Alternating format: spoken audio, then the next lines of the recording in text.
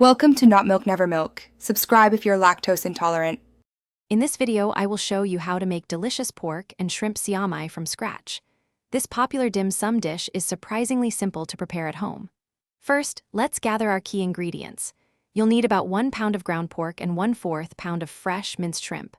Also, prepare 1/2 cup each of finely minced onion and carrot. Don't forget around 30 to 50 wonton wrappers, along with essential seasonings like soy sauce, sesame oil, and cornstarch.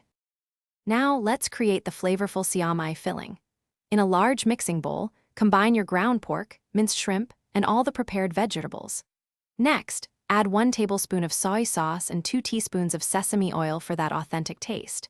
Incorporate 1 egg and 2 tablespoons of cornstarch. These act as binders, ensuring your filling stays together. Mix everything thoroughly with your hands until the mixture becomes sticky and all ingredients are well combined. With your delicious filling ready, it's time to master the wrapping.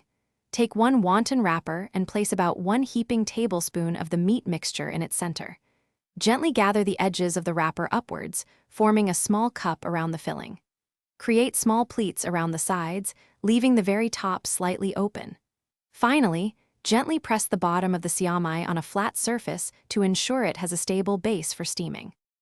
The final step is cooking your siomai to perfection. Arrange your wrapped siomai in a lightly greased steamer basket, ensuring a small space of about 1/4 inch between each piece.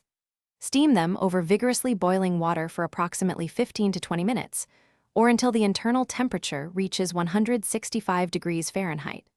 Serve your hot, freshly steamed siomai immediately with a classic dipping sauce of soy sauce and calamansi, perhaps with a dash of chili oil.